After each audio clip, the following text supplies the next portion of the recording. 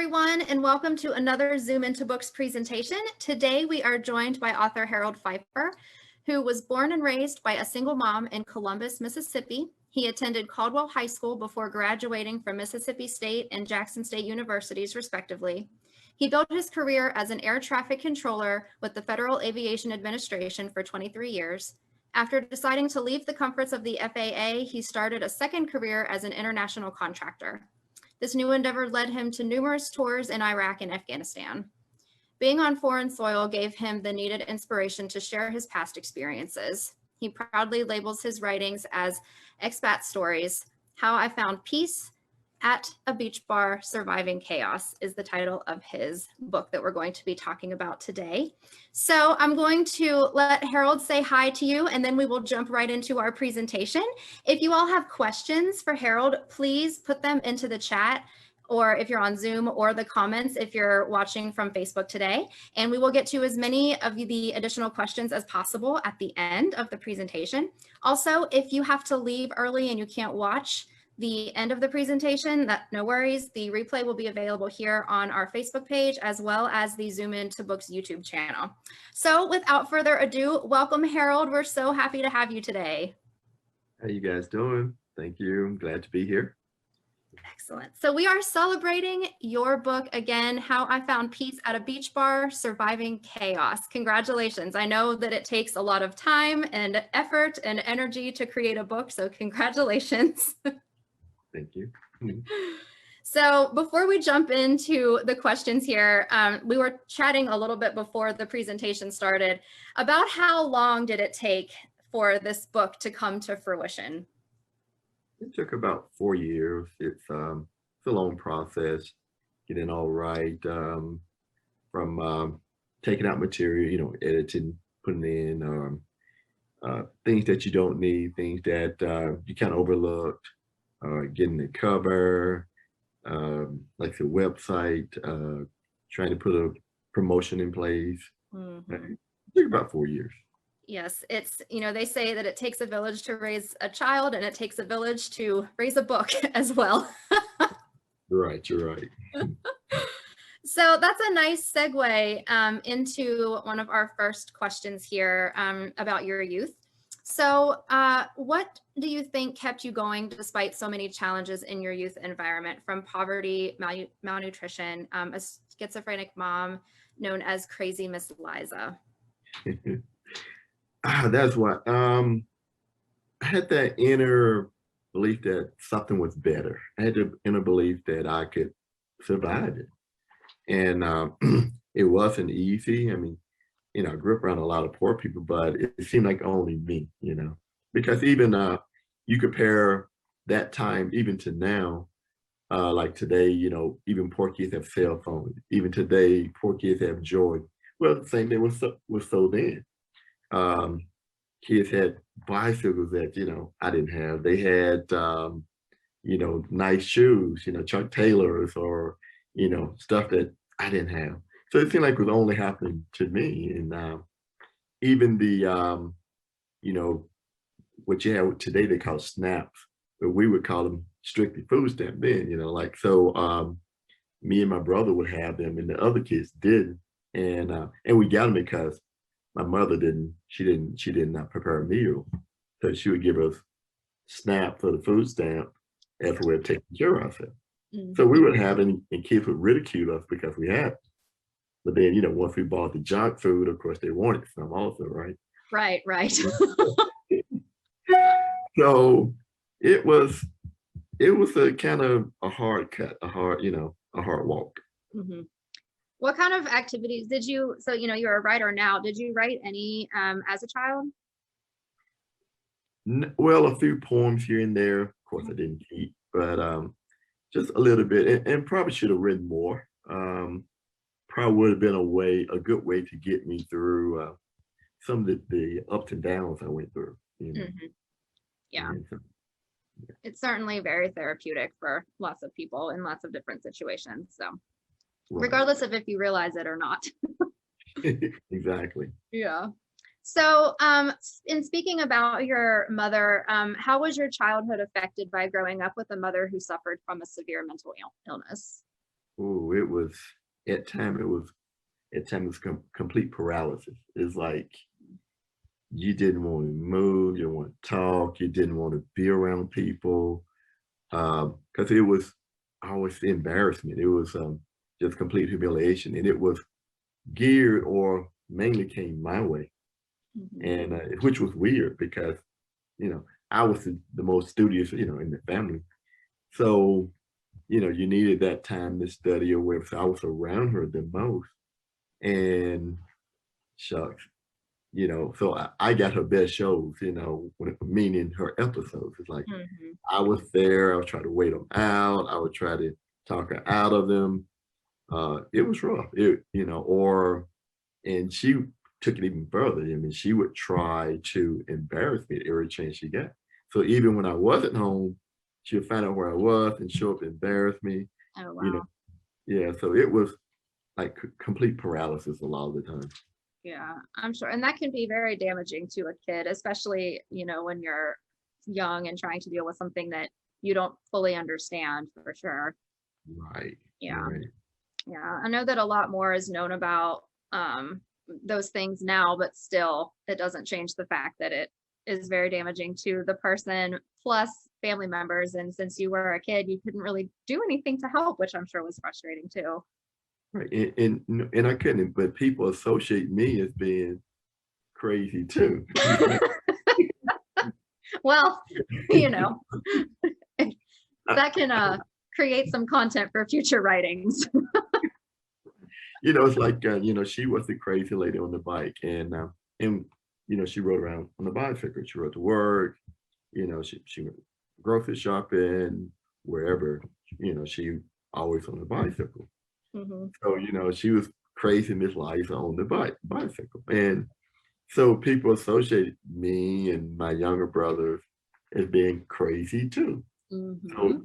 so we were outcasts. No one wanted to be around us. It was hard to get friends. It was tough. Yeah. Yeah. And it says a lot about your character that you came through something like that.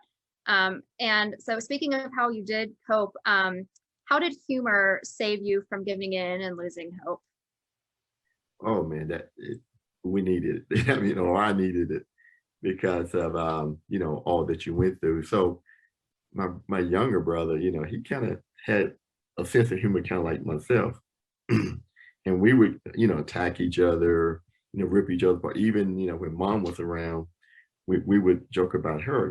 We would tell stories like, man, I bet she's popping a wheelie somewhere, or oh man, we would turn on each other, she's gonna pick you up tomorrow on a bicycle from school. We would just, and it was just little things like that kept us going. Excellent. You have to laugh. Laughing really helps heal a lot and makes a lot of really bad situations a little bit better. Right. Yeah. We had to. Yeah. Do you write any comedy? Kind of, yeah. I mean, and especially my book, Surviving Chaos. People have read it, said, they get the drama, but it's a lot of laughter, a lot of humor in there. And that's kind of how I wanted to write the book. I didn't want to make it such a dull drum or too dramatic. I Mhm. wanted to kind of tell it in a humorous way. Mhm. And so that's a lot of comedy. That's a lot of things that you wouldn't expect. And it's shocking, but a lot of humor. And I Mhm. wanted to touch on that because a lot of things that were funny, and I exposed them in the book. And I wanted, I wanted people to come away with a good feeling or an entertainment rather than just reading about a history of a downtrodden little boy. Mhm. Yeah, that's excellent because it's the juxtaposition of the humor with the serious subjects that's excellent, and that does make for great entertainment. You're exactly right. Right. So, I want you to tell us about Aunt Kathy. She is the villain in this story. Yes. Wow. It took me a lot of years to see her evil ways. And even to this day, I felt bad that it took me so long. But, it's in a family where no one to look up to, not even my mom. I looked up to Aunt Kathy more than my mom. So I miss all of the the devilish thing that she did, because you're thinking, oh, this your aunt, she, she's respected in the community, but she was undermining me at every turn. Matter of fact, one of the story I write about was when my mom tried to get buy a car, and I was about 4 or 5, and not only she told my mom, she couldn't have the car, she took some of her money, so the money she'd been saving up, now, she's far, far below what she had. So that's when my mom went out and got a bicycle, and thus become the crazy lady, right, on a bike. And it was always something with her though. It's like, you know, she just had to have control over me, my family, my mom. If my mom had boyfriends or tried to have a boyfriend, which is weird because she was, and I talked about in the book, I said she was crazy, but she had a shapely body, so men would still find, try to hit on her. Mhm. So Aunt Kathy would come over and wave her gun, toss them out at gunpoint.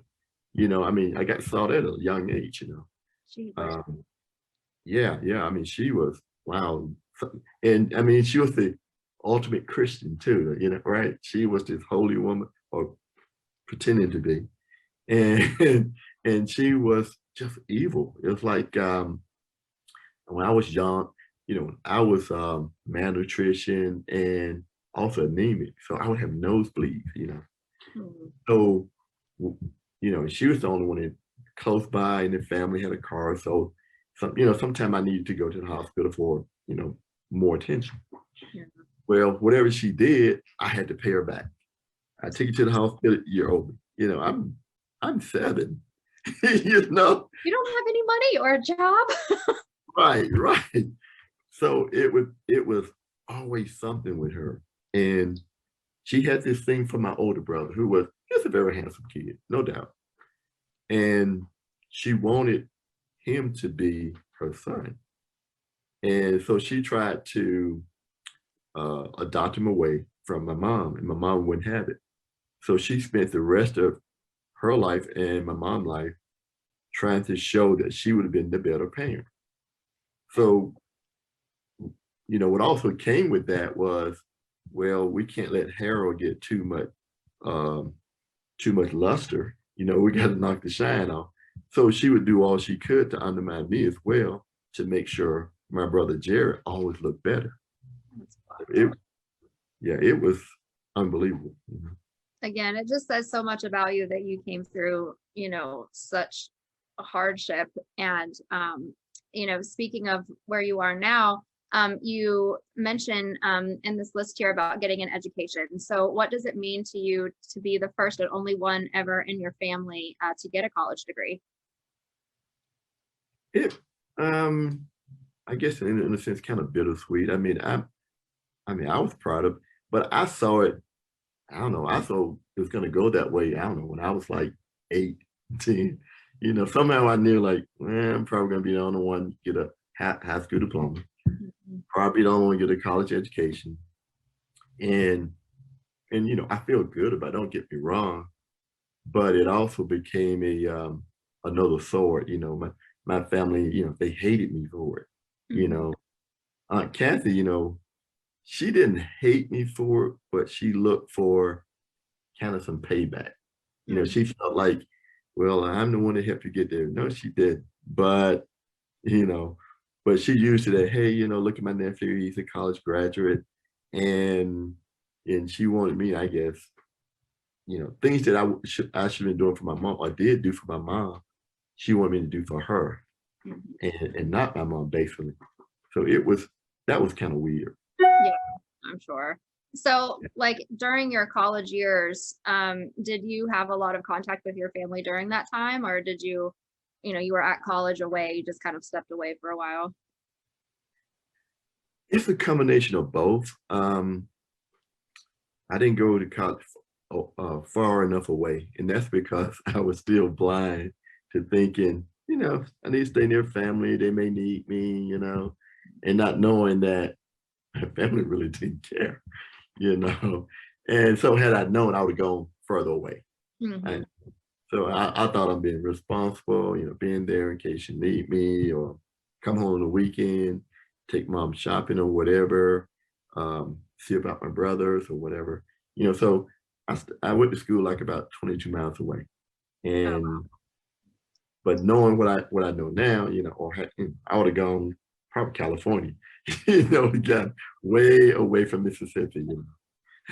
yeah. And I feel like a lot of kids experience a similar situation where you just don't know what is out in the world, Right. and you've got college counselors and career counselors now, but still it's just you just don't know what all is out there. And especially in your situation, nobody really helped. So you didn't have, too much of a choice there. So what did it feel like to face your father after so many years? I first really met him when I was about 17. Hmm. Excuse me. And it was weird. I talked in the book. I talked about it was like seeing the ghost of me, plus about 25, 30 years. You know, I'm looking at this guy. I'm like, yeah, he looks like me, Wow. right? And but the weird thing, he didn't have a clue who I was, and that was spooky because I met him at the library in Columbus, Mississippi. Mhm. So I'm in there middle of summer and I'm chasing girls. I was about 17. And so I'm sitting there thinking, hey, this is working out. I had the girl smiling and all that thinking. And all of a sudden, this guy walks up behind me, and the girls kind of stop and, hey, greeted him and everything. And they call his name. And I'm like, oh God, I knew that name. And I'm like, oh man. So I stood there and kind of in silence. And he kind of turned, he looked at me and he goes, well, how you doing, young man? I said, I'm okay. And then he asked me, well, what's your name? And I looked, paused, like kind of insulted at the same time, like, how dare you don't know who I am? Right, right. Right, right. So when I told him who I was, I mean, it basically knocked him on his ass. I mean, I'll bet. yeah, I mean, he just kind of fell back and sat down, and then he just stared at me, and he just looking up and down, up and down. And I'm doing the same thing, like married this guy, and he was so much bigger. He was like 6'3", and I was about 5'10" at the time, right? So, and and the thing, I still saw this emptiness. You know, I like to say, that was something spiritual, but no, it's kind of like what Maya Angelou said, and I wish I had paid attention to that, to be honest. She said, when someone show you who they are the first time, believe it. And even to this day, I wished I had, but I Mhm. kept thinking, oh, there's gotta be more. And then you got to understand that I had no one to lean on, so you kind of hoping something transpires. Mhm. Nope, nope. He gets up, walks away, So and that's wow, that is quite a story. So, because like my main question was obviously like, was this a planned, scheduled meeting, or it was just happenstance, and then you just happened to run into each other? exactly That that's what it was. Just wow, happenstance. Yeah, that's and it amazing. and it mentally messed with me for months. Like I met my dad, and there was nothing, not even. We talked, but he didn't let on who he was. But I knew who he was. You Yeah. know, right. Ah.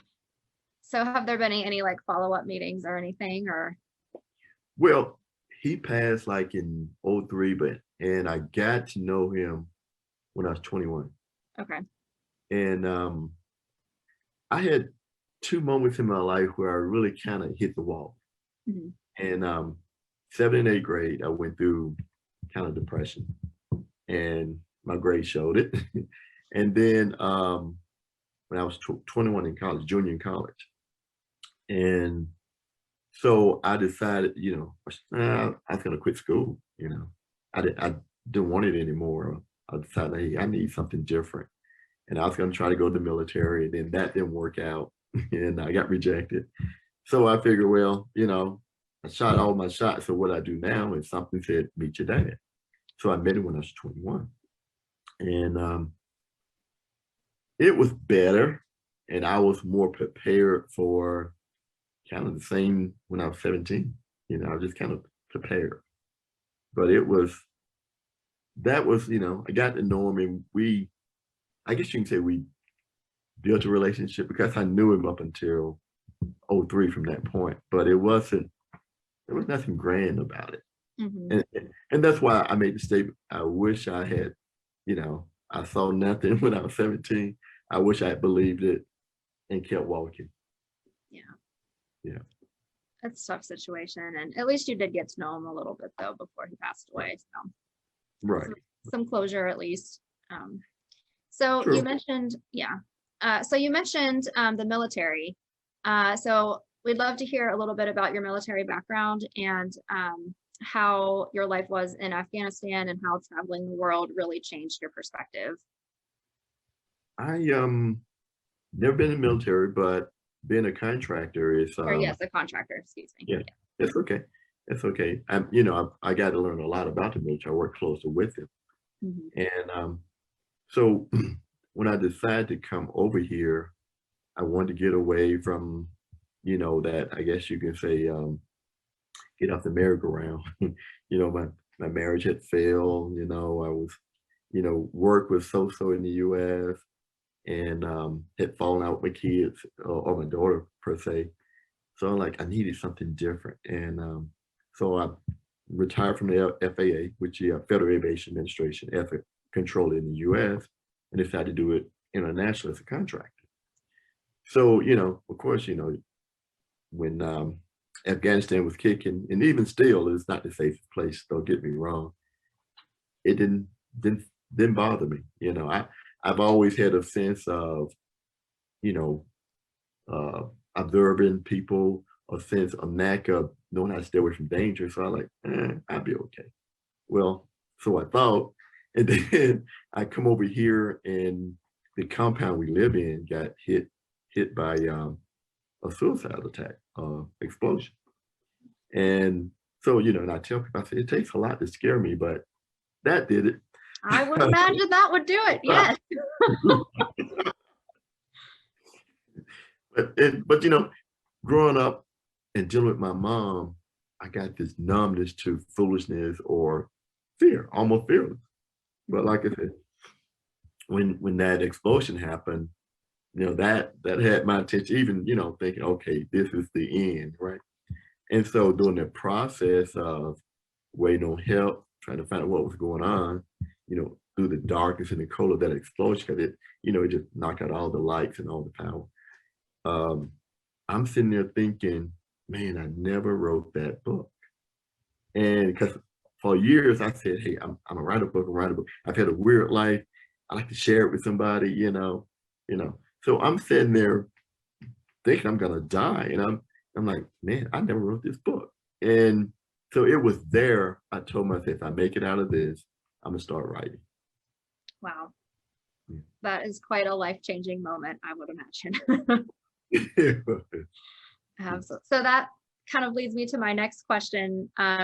Into your book, obviously now we know a lot about your background and your youth, and now we know kind of the point that you decided to write this story. So we'd love to hear a little bit about the book. You've said that you've mentioned or that you've included several things about your past in there. So did you have a hard time deciding what to include, what not to include? Just a little bit about your decision process there. Oh yeah. I mean, there's a lot that far worse than that I live or know of that I didn't put in the book. Mhm. And but I tried to things that I thought would be more interesting to the average person, or things that were, like I said, a little more comical, or things that might be shocking.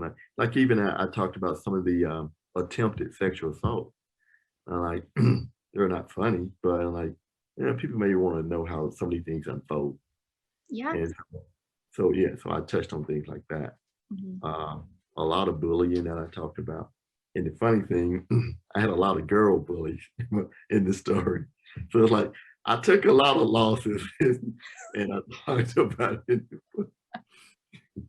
Well, that's part of the writing process. You have to just be honest with your readers, you know, and might as well just tell it like it is.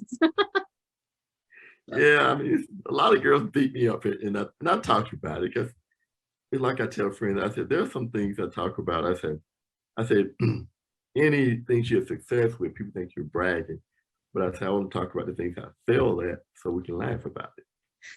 See, again, it's a wonderful way to bring in humor because, you know, as we've mentioned, humor can heal a lot of wounds for sure. Right, right. So with your book, when exactly did your book come out? This one came out late February, like February the 21st, I believe. Okay. Right. And you said it was like a 4-year process, you know, as far as the writing. And we also talked a little bit before the presentation about the cover of the book. And I heard that it went through some revisions and everything. So jumping to the publishing side of it, how was that process? Oh, wow. Lengthy. You know, I guess it's like any other performer. You're not ready for the promotion or the, the editing or you just want to perform. You just want to keep your mind in. And that's the part that I had to learn that, yeah, once you write the book, that's only like 10%. You know, you got to do the marketing, you got to do, try to get the best cover, try to get a title that maybe resonate. Yeah. So it's, and you got to find the right group to try to present the book to. So that was a process I wasn't really ready for. Mm-hmm. Yeah. How did you find your publisher?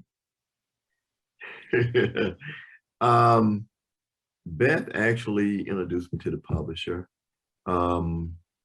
Before that, I met Beth, which is my editor in Miami at a book show. She walks up and, she's going through my book and she, telling me how things could do better, this. So I was like, wow, this lady's ripping me apart, right? But I was open enough to realize she probably knows what she's talking about. She does.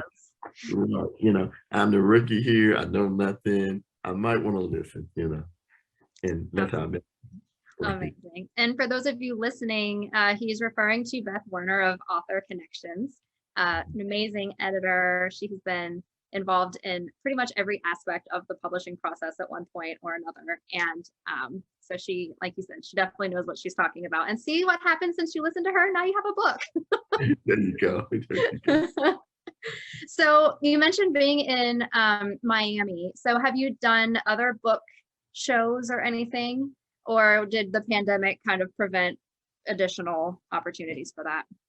And you're right, the pandemic. I think the last one I did in LA at USC. And that was probably like in 2019, maybe March of 2019. I think that was the last one I did. Mm-hmm. Yeah, well, hopefully we'll be able to get back to in-person events sooner rather than later. Because I would imagine that you're eager to share this with audiences in person, not just online. So speaking of that, do you do public speaking, or are you planning to do any type of presentation with this? I hope so. I would love to, talk more about, not just the book, even, my background or motivation or things that people, would want to know about, or things that I think I can use to motivate people on. Yeah, I would love to. Yeah. And I'm hoping to get there to the end. Excellent. Because you certainly have, even just in this interview, you've talked about a variety of subject matter that you could speak on. And when you said motivation, that's what I initially thought of, is this would be great for any type of, motivational speech, just again, to see the struggles that you've dealt with and like that through your writing process. Plus the idea that you bring in humor. I just love that. Again, that makes a huge difference in your life in general, not just in your writing, for sure. It does. You're right. So speaking of the pandemic, you weren't able to go out, and even though your book is a recent release, you haven't been able to share it with audiences yet. Have you been doing a lot of online presentations, or is this one of the first ones that you've done with the book? I've done about 2 other podcasts. Mhm. So I'm trying to build as many as I can, trying to get as much exposure. Haven't gotten out there the book yet. I guess waiting for everything to open back up, and would love to get out, meet the people, sign a few books, talk a little more face to face. Yeah, I can't wait. Oh, absolutely. We all feel the same way. So to tell the audience listening today, what is the best way to get in touch with you if someone wants to bring you in for a speech or to sign books somewhere? I would say my email, first of all, which is hepfeiffer@yahoo.com. And I give it in phonetics. It's Hotel Echo Papa Hotel India Foxtrot Echo Romeo at yahoo.com. And I have I can give my phone number if you wanted to. Or you can go to my website, which is Romeo November Romeo freepress.com. That's Romeo November Romeo Foxtrot Romeo Echo Papa Romeo Echo 00.com. Excellent. Thank you. And we can also drop those in the chat as well for people to link to. So we do have a few questions in the comments here. What was the hardest part of this book to write? The hardest part was writing about my mother. I wrote it just after I lost my mom. So writing about her was tough. One of the stories I wrote about, there was I was in the 2nd grade, and the teacher sent a note home for was going to have some kind of play, and they wanted the parents to participate. And stupid me took it home, and my mom got hold of it. And I'm like, oh, that wasn't my intention, right? So she wanted to be in this play, and me and my brother, we're trying to do everything we can to talk her down, because we didn't, we were embarrassed by her. We didn't want her at our school, out there doing God knows what. So we were doing everything, every lie we could come up with, every excuse, but no, she would have none of it. So she dragged us, to the play the night of, and it was probably like in September maybe. And in my head, it was just dark. It just seemed like it was dark from the time we left home to until the play. So we get there, and I'm thinking, trying to hide. I'm gonna hide because my social life is gonna be, the little bit I have is gonna be over. So time comes for us to get on stage, and I'm trying to find a place that shield me behind the curtain, that hopefully everybody would see. And she's introduced, and everybody just started to laugh and snicker. And I'm like, oh God, tears already about to, start streaming down my face. And mom takes the stage, with no practice, unknown to us. And she gives the Gettysburg Address, and she does it flawless. And afterwards, she got this standing ovation. And I was like, wow. I didn't know. I was proud, but we talked completely blown away. Had no idea she had the ability or smarts or anything. It blew us away. But then next day, she back to her bicycle and giving me grief. But for that night, I never forget it. Wow. That's just amazing. And that again kind of just speaks, I guess, to the disease, that one day you can be like that, and then the next day you don't know what you're going to get, which again is very tough. Yeah. Another question from the comments: what was your favorite part of the book to write? There's a story called Dinner at 2. And I talked about when, and this one, not only was it so therapeutic, I talked about my dad invited me over to meet the family. And what was shocking because everything had gone wrong when I met him, you know. Mhm. And not only there was nothing that connected with us, my aunt went behind my back and said, you know, just cut me up, you know. Why you want to meet this boy? He's no good. You know, because I mentioned to my dad, hey, I'm trying to buy a car. Can you help? And my aunt Kathy, like, I wouldn't get him a car. You know, I would do anything. So, and I knew she had butchered me. So he invited me to still meet the family. I'm saying like, wow, where's this coming from, right? So I go to church and then things started doing it too. I like, man, I need to go to church, get prepared for this. So in the story, I talked about all the weird things that happened at church. I mean, from, you know, I'm thinking this girl hitting on me in the church and no, she's feeling the spirit, you know, I'm thinking, you know, she reaching, grabbing my hand because she's excited, feeling the spirit. And I'm sitting there like, boy, she's hitting on me, but no, she wasn't. So, so so it's a very funny story. You can't, you know, you have to read, but it's that point that things really change, and I really, really enjoyed writing the story from there.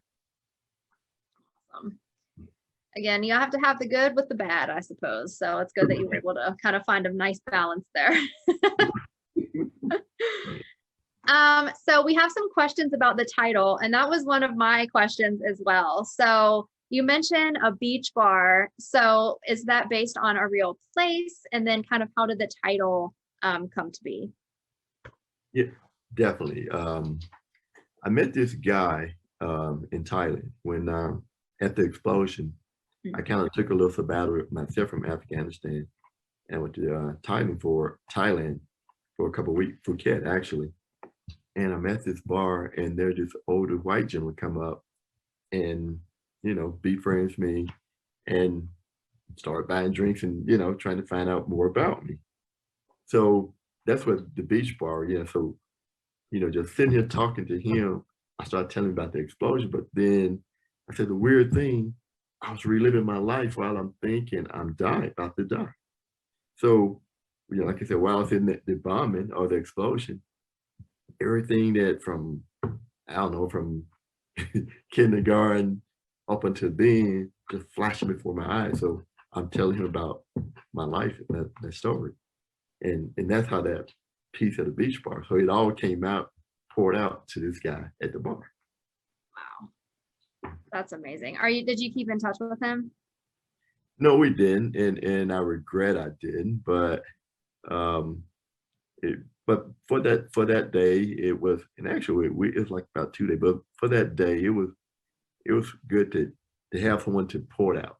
I'm Because sure somebody who didn't know you before also. right, It's a no, complete stranger. we're a complete stranger, right? Yeah. And it's also amazing what you will tell a complete stranger too. You know, I think that, you know, that person obviously came into your life at exactly the right moment. And that's what they were meant to do, was just listen, because you needed to obviously talk about this traumatic experience. So that's great that it just kind of flowed. It did. You're right. You're right. Excellent.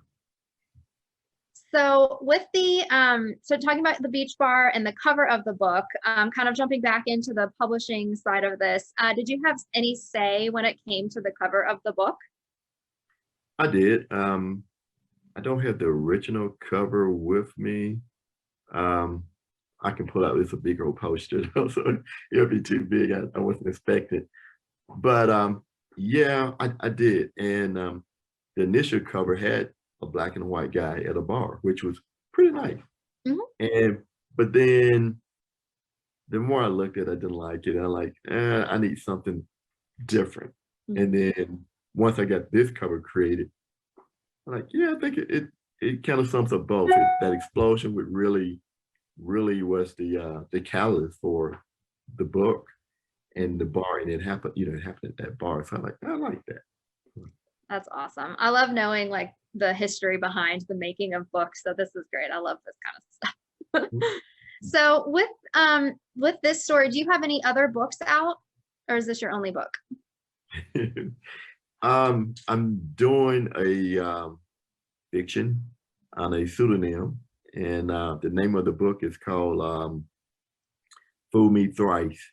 Money changes, money changes everything, and it's on a pseudonym called I go ahead get it called Dean Cooney, and only the ebook is available right now. Hopefully, within the next 3 weeks, the book will be available also on Amazon. But it's different, but and it's wild. It's probably PG-17 above. Okay. But it was, I wanted to do something different, like I say, the Surviving Chaos, a little more drama, but it's an entertaining book. Fool Me Thrice is complete fiction, and actually I got the idea from I said my mother going through the preparing my mom for burial, and it's a take from the funeral director, how I got the story going, because he was a very nice looking guy. And I'm like, man, I took him and made him part of the character in Fool Me Thrice. And he doesn't know it, but that's why I got the idea. That's awesome. Again, I love hearing these like background stories from people's creative works. This is great. So are you working on anything new? Again, I know with the pandemic, things have been, kind of haywire. So that's kind of impacted some, people's creativity. Some people have been more creative and more productive. Some people have been less, productive. So do you have anything in the works planned for either this year or next year? I'm hoping to write a book about contractors and the weird side, the side that you wouldn't imagine, So, and you may have heard some, from the parties, the bars. I mean, well, from that side, I don't want to write about the fear or the stress, or I want to write from some of the the wild side of being a contractor that Yeah. really don't know, and I know a lot of contractors may not like me, but I think it's a good story. Again, it's all about entertainment, right? That's what we've decided. So do you have a copy of the book that you can hold up and show to everyone? I know we had the cover on a slide at the beginning, but if you have a copy, excellent. Yeah. There you go. Surviving, such a dynamite cover. Oh, that's just great. Thank you. And that completely sums it up, and I love now that we know, the origin of the explosion, and then how the beach bar kind of ties into the whole thing. And it really came full circle for you, it seems like. It did. Yeah. So one last question I'd like to ask you, do you have any advice for anyone who is trying to be a writer? Maybe it's a first, if anybody out there, if you think that you might have a story, but you're not quite sure where to start, what advice would you have for them? Yeah, continue writing, take notes, continue writing. Whenever that drive hits you, jot down notes, make a recording. Don't stop writing. Like one of the things I do, I try to get out, sit and talk to people, kind of get a feel for what's going on in their life, or I pick up little tidbits what I can use, and they don't know it, but I do. and believe in what you're doing, because you never know what you're writing may be unique and create your own, little niche. So like, I'm sure like J.K. Rowling, no one knew Harry Potter would have the effect it had. So you never know what you write. It may not connect with everybody, but there's an audience somewhere that it will. Oh yeah, there's a book for everyone. That is absolutely right. Yes. Right. And did you ever I meant to ask you this earlier. So when you started to write all these down, did you just refer to your memory for this, or did you have a journal or anything that you had written anything in previously?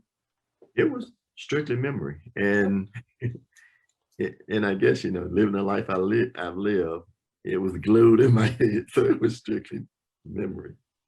Awesome. I was going to say that's pretty impressive if it was all just pulled from memory, because it's quite detailed. So that's excellent.